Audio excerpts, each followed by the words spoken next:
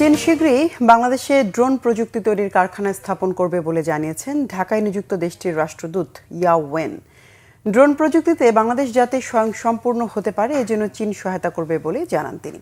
চীনের সহায়তায় সংস্কৃতি, কৃষি সহ অন্যান্য খাতে ড্রোন প্রযুক্তি ছড়িয়ে দেওয়ার আশা সংস্কৃতি উপদেষ্টা মোস্তফা সরওয়ার ফারুকের।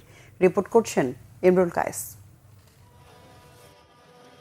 চলতি বছর পহেলা বৈশাখ বর্ষবরণের দিন চীনের সহায়তায় দেশের ইতিহাসে প্রথমবারের মতো আকর্ষণীয় ড্রোন শো আয়োজন করা হয়।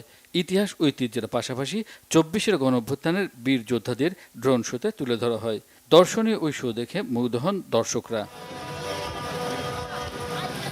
ড্রোন প্রযুক্তিতে বাংলাদেশকে স্বয়ংসম্পূর্ণ করতে উদ্যোগ নিয়েছে চীন। এরই অংশ হিসেবে ১১ বাংলাদেশিকে চীনে প্রশিক্ষণের আয়োজন করেছে দেশটির দূতাবাস।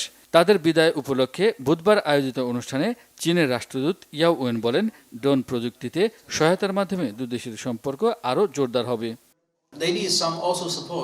আমরা বাংলাদেশে ড্রোন উৎপাদন করব। ড্রোন তৈরির জন্য চীন এখানে কারখানা স্থাপন করবে। এর জন্য জমি সহ সরকারি সহায়তা লাগবে। আশা করি প্রশিক্ষণার্থীরা চীন থেকে প্রশিক্ষণের মাধ্যমে জ্ঞান ও অভিজ্ঞতা অর্জন করে ফিরে এসে বাংলাদেশের ড্রোন প্রযুক্তি উন্নয়নে কাজ করবে। সংস্কৃতি উপদেষ্টা মোস্তফা সরওয়ার ফারুকী বলেন, ড্রোন প্রযুক্তি সাংস্কৃতিক পরিমণ্ডলে নতুন মাত্রা যোগ করেছে। এক্ষেত্রে বাংলাদেশকে এগিয়ে নিতে সরকার কাজ করছে বলে জানান তিনি।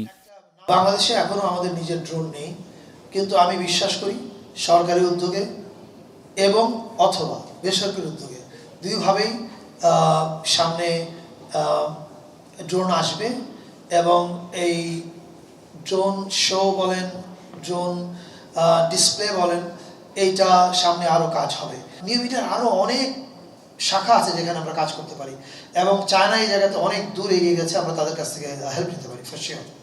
ড্রোন ইন্ডাস্ট্রি গড়ে উঠলে যুবকদের কর্মসংস্থান হবে বলে আশা সংস্কৃতি উপদেষ্টার। ইমরুল কায়েস, বাংলাভিশন, ঢাকা।